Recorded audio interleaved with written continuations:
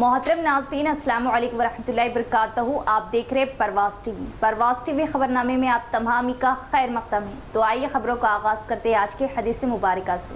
रसूलुल्लाह सल्लल्लाहु अलैहि वसल्लम ने फरमाया, आखिरत के मनाजिल में से कब्र पहली मंजिल है। सो अगर किसी ने कब्र के अजाब से निजात पाई तो उसके बाद के मराहिल आसान होंगे, और अगर जिसे अजाब कब्र से निजात ना मिल सकी तो उसके बाद के मनाजिल सख्तर होंगे। रसूलुल्लाह सल्लल्लाहु अलैहि वसल्लम ने इरशाद फरमाया, घबराहट और सख्ती के एतबार से मैंने कब्र की तरह किसी और मंजर को नहीं देखा। आगाज़ से कबल एक नज़र डालेंगे आज की सुर्खियों पर।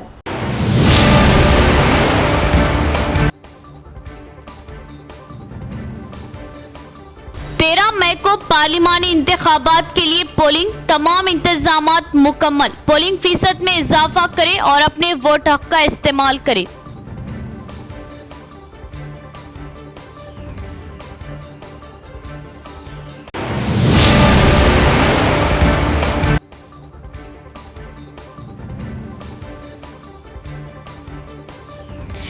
मई को बीआरएस सरबराह केसीआर का दौरा निजामाबाद, रोड शो और अवामी जलसे से करेंगे खिताब। एमपी उम्मीदवार बाजिरेड्डी की इंतखाबी मुहिम भी जोरों पर।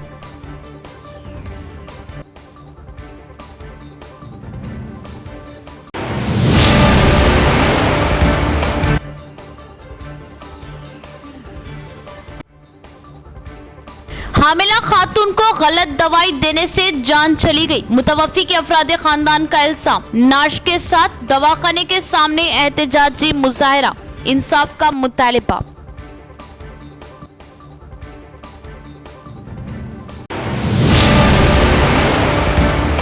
अब खबरें तफसील से।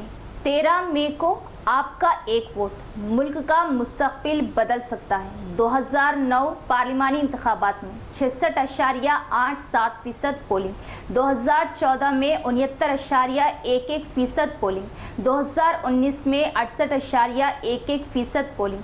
अब देखना यह है कि 2024 में पोलिंग फीसद साबिक़ा के मुकाबले बढ़ता है या फिर घटता है। हल्के पार्लिमान निजामाबाद के 2009 में होने वाले पार्लिमानी इंतखाबात में 8,79,504 राय दहिंदों ने अपने वोट का इस्तेमाल किया। 66.87% पोलिंग दर्ज की गई थी। इसी तरह 2014 के इंतखाबात में 10,33,924 राय दहिंदों ने अपने वोट का इस्तेमाल किया था। 69.11% पोलिंग दर्ज की गई थी। गुज़िश्ता पार्लिमानी इंतखाबात 2019 में मुनाकिद हुए थे, जिसमें 14,96,193 राय दहिंदों ने अपने हक राय दही का इस्तेमाल किया। 68.11% पोलिंग दर्ज की गई थी। जारिया इंतखाबात में हल्के पार्लिमान निजामाबाद में जुमला 16,79,957 राय दहिंदों के नाम फहरिस्त राय दहिंदगान में दर्ज है। नए वोटर्स की 48,000 दरख्वास्तों की मंजूरी के लिए ज़ेरे गौर, जिन पर 30 अप्रैल तक इलेक्शन कमीशन की जानिब से फैसला लिया जाएगा। देखना यह है कि 13 मई को हल्के पार्लिमान निजामाबाद का पोलिंग फीसद साबिक़ा के मुकाबले में बढ़ता है या घटता है।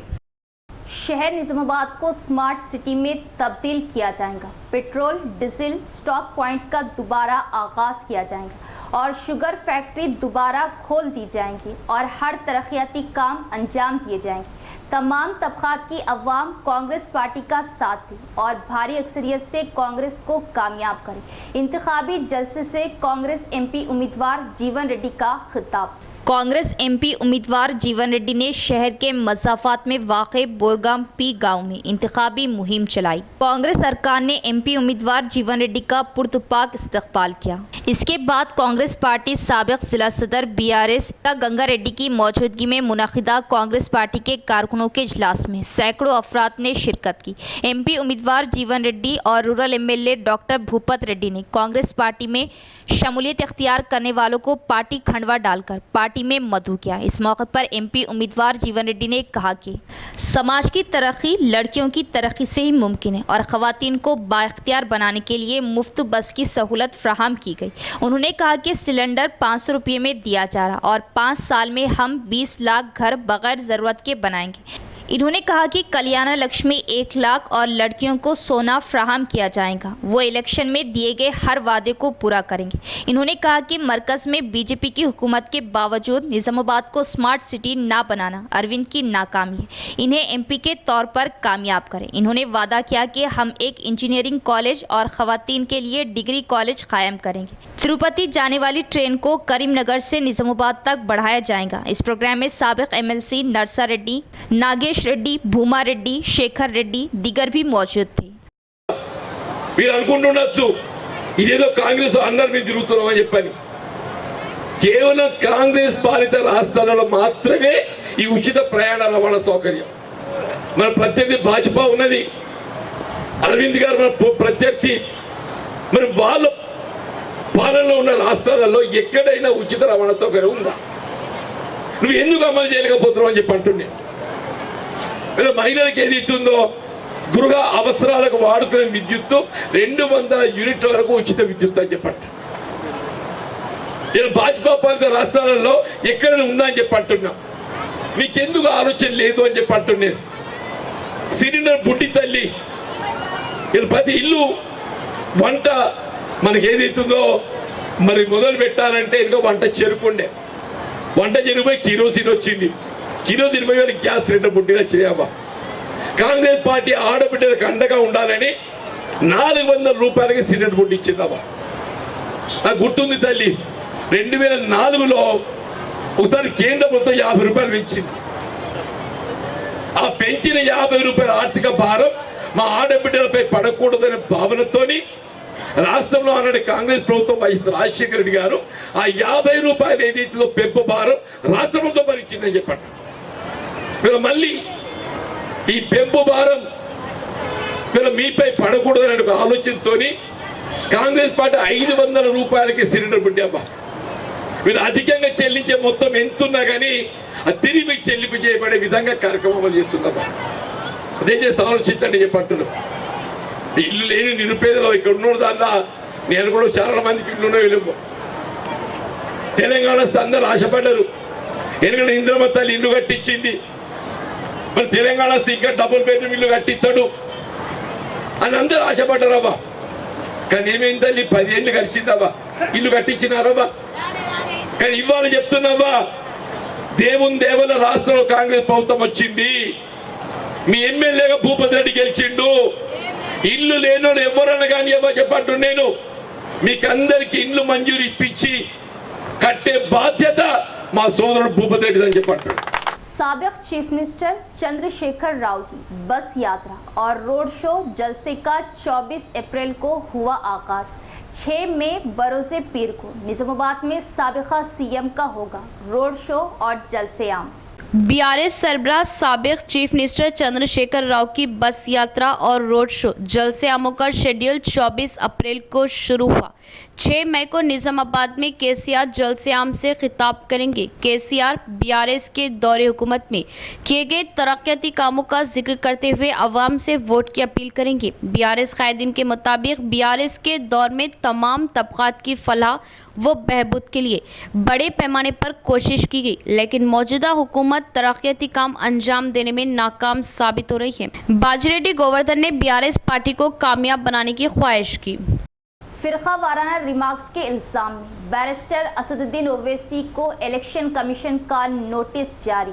गुज़िश्ता जुमेरात को वाराणसी में पीडीएम मोर्चे की जानिब से मुनाकिदा एक जलसे आम से खिताब करते हुए कुल हिंद मजलिस इत्तेहादुल मुस्लिमीन के सरबराह बैरिस्टर असदुद्दीन ओवैसी ने वज़ीर आज़म मोदी की जानिब से दिए गए मुतनाज़ा व नफरत अंगेज़ बयान पर शदीद तनकीद की थी। यहाँ की गई तकरीर पर additional returning officer Varanasi district election officer ने असदुद्दीन ओवैसी को नोटिस जारी किया। असदुद्दीन ओवैसी पर जलसे आम में तकरीर के दौरान मुबैना फिरका वाराना तबसरा करने का इल्ज़ाम आयद किया गया। BJP legal cell Kashi region के कन्वीनर शशांक शेखर त्रिपाठी ने इलेक्शन कमीशन में असदुद्दीन ओवैसी के खिलाफ शिकायत दर्ज कराई। उन्होंने इल्ज़ाम लगाया कि असदुद्दीन ओवैसी ने वाराणसी में एक जलसे आम के दौरान फिरका वाराना बयानात दिए। बीजेपी की जानिब से शिकायत मौसूल होने के बाद additional returning officer sub divisional magistrate Neeraj Patel ने इब्तदाई तहकीकात के बाद ओवैसी ओवैसी को नोटिस जारी किया। वाज़ेह है कि असदुद्दीन ओवैसी ने अपनी तकरीर में पीएम मोदी की जानिब से किए गए मुतनाज़ा तबसरे पर शदीद तनकीद की थी। कहा था कि मुख्तार अंसारी को अदालती हिरासत में हलाक कर दिया गया, वो शहीद है। ओवैसी ने 40 मिनट के खिताब में वज़ीर आज़म नरेंद्र मोदी और एसपी सदर अखिलेश यादव के खिलाफ सख्त हमले किए थे। मस्जिद नबवी सल्लल्लाहु ताला अलैहि वसल्लम में आने वाले ज़ायरीन के हवाले से आदात व शुमार जारी।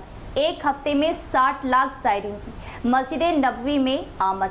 सऊदी अरब में मस्जिद नबवी सल्लल्लाहु तआला अलैहि वसल्लम की इंतज़ामिया की जानिब से कहा गया कि गुज़िश्ता हफ्ते के दौरान मस्जिद नबवी आने वाले ज़ायरीन की तादाद 59,60,724 रिकॉर्ड की गई। गैर मुल्की खबर रसा इदारे ACP का इस हवाले से कहना है कि मस्जिद नबवी सल्लल्लाहु तआला अलैहि वसल्लम के उमूर की जनरल अथॉरिटी ने गुज़िश्ता एक हफ्ते के दौरान आने वालों के हवाले से आदाद व शुमार जारी किए। मस्जिद नबवी इंतज़ामिया के मुताबिक 5,98,939 ज़ायरीन ने रोज़े रसूल सल्लल्लाहु तआला अलैहि वसल्लम पर हाज़िरी दी। इंतज़ामिया के मुताबिक गुज़िश्ता एक हफ्ते के दौरान 9,172 मुअम्मर और माज़ूर अफराद को मखसूस खिदमात फ्राहम की गई। 2,54,209 अफराद ने रियाज़ुल जिन्ना में नमाज अदा की। उनमें से 1,23,932 मर्द जबकि 1,30,277 खवातीन शामिल थी। 12,884 अफराद मस्जिद नबवी सल्लल्लाहु तआला अलैहि वसल्लम की लाइब्रेरी में दस्तयाब इल्मी खिदमात से मुस्तफ़ीज़ हुए, जबकि नुमाइशों और अजायब घरों का 2,000 अफराद ने दौरा किया। इंटरमीडिएट फर्स्ट ईयर और सेकेंड ईयर में नाकाम तलबा के लिए एडवांस सप्लीमेंट्री इम्तिहान 24 मई ता 1 जून होंगे मुनक़िद, जबकि प्रैक्टिकल इम्तिहानात 3 जून ता 7 जून 2 अलहदा सेशन में मुनक़िद होंगे। Secretary board of intermediate education का बयान। इंटरमीडिएट फर्स्ट ईयर और सेकेंड ईयर नाकाम तलबा के लिए एडवांस्ड सप्लीमेंट्री इम्तिहानात 24 मई ता 1 जून मुनक़िद होंगे। Secretary board of intermediate education Shruti Ahuja IAS के मुताबिक फर्स्ट ईयर और सेकेंड ईयर के एडवांस्ड सप्लीमेंट्री इम्तिहानात रोज़ाना 2 सेशन में मुनक़िद होंगे। फर्स्ट ईयर के लिए सुबह 9 ता 12 बजे दिन और सेकेंड ईयर के लिए दोपहर 2:30 ता शाम 5:30 बजे इम्तिहान रहेगा। 24 मई को सेकेंड लैंग्वेज पेपर 1 और पेपर 2 का इम्तिहान रहेगा। 25 मई को इंग्लिश, 27 मई को रियासी, बॉटनी, पॉलिटिकल साइंस, 28 मई को रियाज paper 1B, second B, zoology, history, 29 मई फिजिक्स, इकोनॉमिक्स, 30 मई केमिस्ट्री, कॉमर्स, 31 मई को पब्लिक एडमिनिस्ट्रेशन और 1 जून को मॉडर्न लैंग्वेज और जियोग्राफी के इम्तिहानात होंगे। प्रैक्टिकल इम्तिहानात 3 जून तक 7 जून 2 अलहदा सेशन में मुनक़िद होंगे। इन्वायरमेंटल एजुकेशन इम्तिहान 11 जून और इथिक्स एंड ह्यूमन वैल्यूज़ इम्तिहान 12 जून को मुनक़िद होगा। उम्मीदवार 25 अप्रैल तक 2 मई इम्तिहानात की फ़ीस अपने मुतल्लिक़ा कॉलेजेस में जमा करा सकते हैं। अवाम कांग्रेस बीजेपी के झूठे वादों पर यकीन ना करें। अगले माह की 13 तारीख को होने वाले पोलिंग में BRS पार्टी की हिमायत करें और भारी अक्सरियत से BRS को कामयाब बनाएं। सिरकुंडा में मुनक़िदा इंतखाबी मुहिम में BRS MP उम्मीदवार बाजिरेड्डी गोवर्धन की शिरकत व खिताब। निज़ामाबाद MP उम्मीदवार मिस्टर बाजिरेड्डी गोवर्धन, जिन्होंने निज़ामाबाद पार्लियामेंट हल्के के सिरकुंडा मंडल, न्यावंदी और गड़गुल गांव में इंतखाबी मुहिम में हिस्सा लिया। साबिक MLC VG गौड, जिला यूथ लीडरान और जिला ओलंपिक नायब सदर ZPTC बाजिरेड्डी जगन मोहन के साथ इंतखाबी मुहिम में शिरकत की।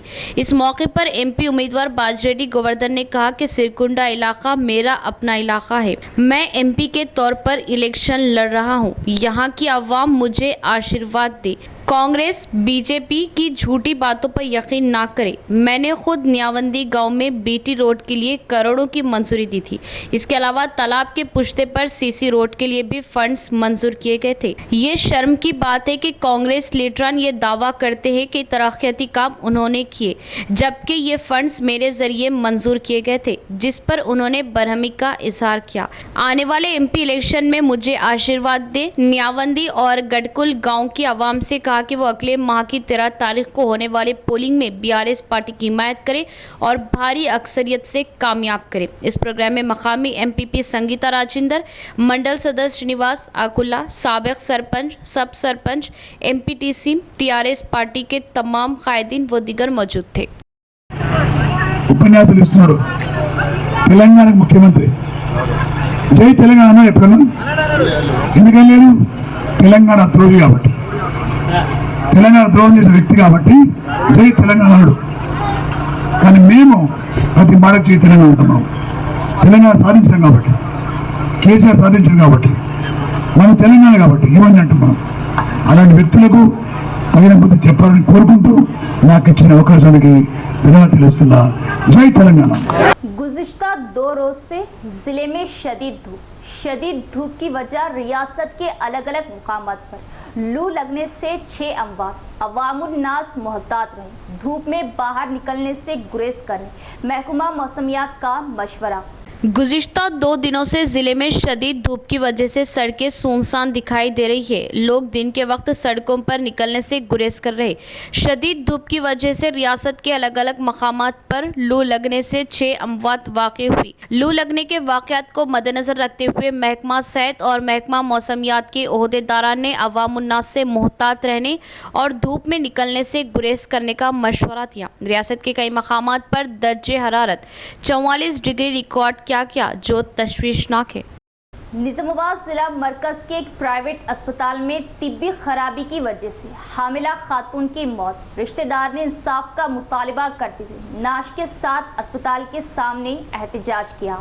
जिला निजामाबाद के कालूरू गांव की 4 माह की हामिला खवातीन के श्रवंती हफ्ते को निजामाबाद शहर के खलीलवाड़ी के एक प्राइवेट अस्पताल में तिब्बी मुआयना करवाया। डॉक्टर ने हामिला खातून को बताया कि बच्चे की हालत ठीक नहीं है, उसे दिल की धड़कन और सांस लेने में दुश्वारी है। डॉक्टर ने मशवरा दिया कि फौरी लवाहिकीन ने इल्ज़ाम लगाया कि हामिला खातून को असक़ात हमल से मुतल्लिक़ अद्वियात भी दी गई और उन्होंने डॉक्टर से फ़ोन पर रब्ता किया। असक़ात हमल की दवाई लेने के बाद हामिला खातून का खून बह रहा था। इतवार की सुबह जब हामिला खातून को अस्पताल लाया गया तो हामिला खातून की हालत मज़ीद बिगड़ गई और अस्पताल के डॉक्टरों ने उसे दूसरे अस्पताल ले जाने का मशवरा दिया और हामिला खातून के लवाहिकीन दूसरे अस्पताल ले गए तो दूसरे अस्पताल के डॉक्टरों ने बताया कि उसकी पहले से ही मौत हो गई। लवाहिकीन सख्त परेशान हो गए। प्राइवेट अस्पताल में हामिला की नाश के साथ इंसाफ करने पर मशअल लेकर लवाहिकीन ने एहतजाज मुनज़्ज़म किया और कहा कि इंसाफ किया जाए। प्राइवेट अस्पताल के डॉक्टर ने हामिला खातून को तिब्बी इमदाद फ्राहम करने में मुकम्मल गफलत बरती। जब तक इंसाफ नहीं मिलता अस्पताल के सामने एहतजाज किया जाएगा। प्राइवेट हॉस्पिटल इंतजामिया की तरफ से मुतासरीन को कुछ मुआवजा अदा करने के बाद मसला कुछ हद तक हल हो गया। సరే అమ్మ అయితే గోళీలు కరిపేట్ గోళీలు ఇస్తా తీసుకోండి అన్నది తీసుకున్నది 2600 ఏమో అయినారు గోళీలకు ఆ గోళీలలో పైసలు ఇచ్చినాం అక్కడ 1500 ఇచ్చిన రిపోర్ట్ ఆ రిపోర్ట్ ఉన్నది ఇక్కడ రిపోర్ట్ రియల్ గోళీలు ఆ రిపోర్ట్ చూసి గోళీలు ఇచ్చాడు సార్ సార్ ఇవ్వగానే రాత్రి 8 గంటలకు ఫోన్ చేసిన బెడ్ పోతుంది సార్ అంటే పొద్దుగాల దొరకరా అంత బెండ్ ఉన్నదా అంటే బాగా సీరియస్ ఉన్నా సార్ నువ్వు అట్లా అనకు సార్ మేము దొరకస్తాం సార్ మాకు దడుగులేస్తుంది సార్ అని అన్నా దడుగులేస్తుంది అన్నా కానీ ఎన్ని నరకు తీసుకురా కొంత దినబెట్టుకొని మన దినబెట్టుకొని తాగిపించుకొని తీసుకురా అన్నాడు। అప్పటికి ఇక్కడ నిజామాబాద్కి వచ్చిన నేను 6:30 ఇక్కడికి వచ్చి కొబ్బరి బొండలు ఎక్కడ దొరకలేవు మళ్ళీ పాపం ఆయన పెరుగు అమ్మింది ఇక్కడ పోషంగా లేవు గల్లీలో పోషమ్మ గల్లీలో అమ్మగానే 200 పెట్టి కొబ్బరి తీసుకుపోయి తాగిపించిన తాగింది గిలాసు తాగినక్కడ ఒక గిలాసు తాగాను ఈ అడ్డం పడిపోతుంది ఆయన కారు తీసుకొని ఈయన ఫోన్ చేస్తే లేపాడు తీసుకొస్తున్నా సార్ అన్నాడు। అక్కడ మా ఇంటి పక్కకు మాజీ చైర్మన్ ఉన్నాడు చెయ్యరు నువ్వు చెయ్యరు వచ్చినాం ఇక్కడికి వచ్చేసరిగా దిగలేడు ఇక్కడ అర్ధగంట లేట్ అయింది రాత్రి కాదు పొద్దున వచ్చినాం తోలుకొని వచ్చిన సీరియస్ ఉంటే ఏం కాదు అన్నాడు ఏం కాదన్నంటే మాకు దడుగులేస్తా సార్ అంటే 2వ బాలకు పోయినా దొరకలేడు ఫోన్ చేసిన అక్కడ సిస్టర్ ఉన్నది సిస్టరు బండి తీసుకురా అని బండి దూక్కొని పోయిన ముక్కలో పోయి పంతలు ఇచ్చాడు చంపేసి 2 గోళీలు ఇచ్చాడు దేనికోసం నిన్న 2 గంటలకు వేసుకో అన్నాడు పిల్ల గర్భం కరిగిపోతుంది అని అన్నాడు। పొద్దున గోళీలు ఇయ్యలేడు చూసిర్రు లోపల చూసిర్రు ఇట్లా చూసిర్రు బీపీ తక్కువ ఉన్నది షుగర్ లేదు ఏం లేదు బీపీ డౌన్ అయిందని అన్నాడు. ఉప హాస్పిటల్ తీసుకపోయి నేను వస్తున్నా అన్నాడు. ఈసారి ఇక్కడ రాలేడు. అక్కడ सीपीआई एमएल मास लाइन कौमी कायदीन आर चंद्रशेखर ने बीजेपी को शिकस्त देने का मुतालबा किया, जो अवामी मसाइल और फिरका वाराना सियासत खेल रही। इन्होंने इल्ज़ाम लगाया कि मोदी की क़ियादत में मरकजी हुकूमत आमराना हुकूमत चला रही। उन्होंने कहा कि अपोजिशन लीडरों के खिलाफ आईटी, ईडी और सीबीआई का इस्तेमाल किया जा रहा और दहशत पैदा की जा रही। मासलाइन कौमी कायदीन आर चंद्रशेखर और रामा ने बीजेपी को शिकस्त देने का मुतालबा किया, जो अवामी मसाइल और फिरका वाराना सियासत खेल रही।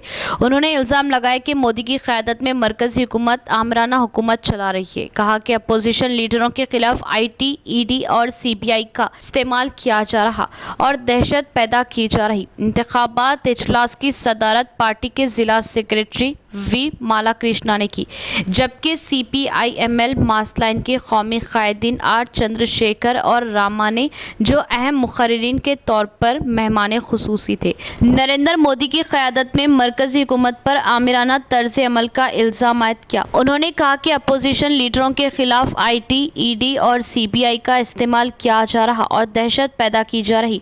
कहा कि उन्हें करप्शन के नाम पर डरा धमका कर पार्टी में शामिल किया जाएगा, वरना अपोजिशन के वज़राए आला और विज़रा के खिलाफ मुकदमा दर्ज करके जेल भेज दिया जाता है। बीजेपी पर कानूनी तौर पर बदउनवानी को फ़रोग़ देने और इलेक्टोरल बॉन्ड्स के नाम पर अतियात जमा करने का इल्ज़ाम है।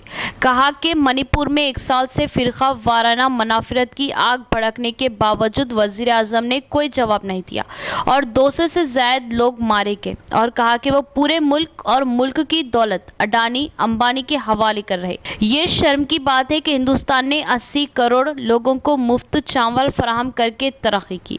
और उन्होंने कहा कि अगर बीजेपी और आरएसएस की ताकतें तीसरी बार इलेक्शन जीतती है तो मुल्क में कम अज़ कम जमहूरियत और हुकूक भी ख़त्म हो जाएंगे। उन्होंने खदशा जाहिर किया कि मजहबी एजेंडे की हुक्मरानी से अवाम की ज़रूरत ख़त्म हो जाएगी, इसीलिए पार्टी की सफ़ों और जमहूरियत पसंदों को बीजेपी, आरएसएस और एनडीए की ताकतों को शिकस्त देने के लिए काम करना है। इस प्रोग्राम में पार्टी के रियासती सेक्रेटरीट के अरकान वी प्रभाकर, रियासती कायदीन एम नरेंद्र, पीर रामकृष्णा, ज़िला कायदीन देवराम, मुख्तलिफ अवामी अंजुमनों के कायदीन व कारकुनों ने शिरकत की।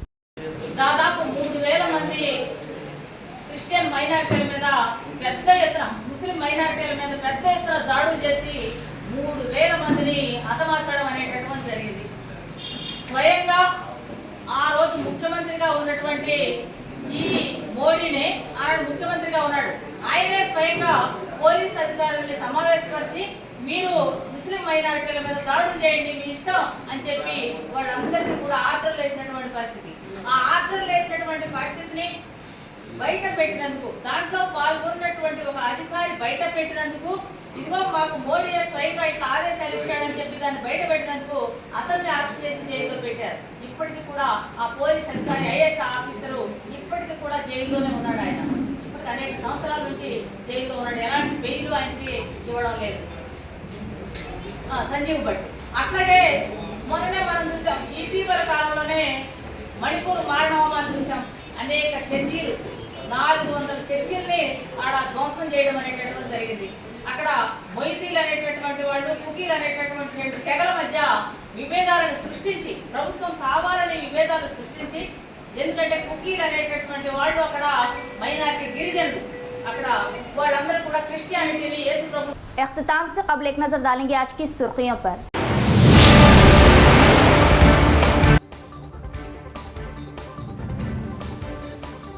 13 मई को पार्लिमानी इंतखाबात के लिए पोलिंग, तमाम इंतजामात मुकम्मल। पोलिंग फीसद में इजाफा करें और अपने वोट हक का इस्तेमाल करें।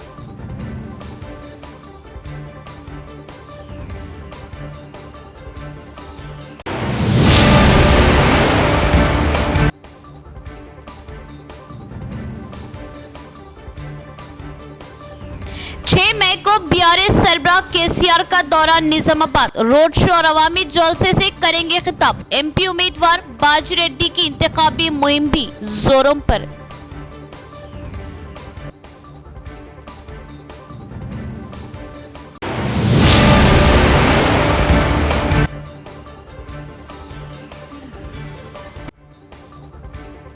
हामिला खातून को गलत दवाई देने से जान चली गई। मुतवफ़ी के अफराद खानदान का इल्जाम। नाश के साथ दवाखाने के सामने एहतजाजी मुजाहरा, इंसाफ का मुतालिबा।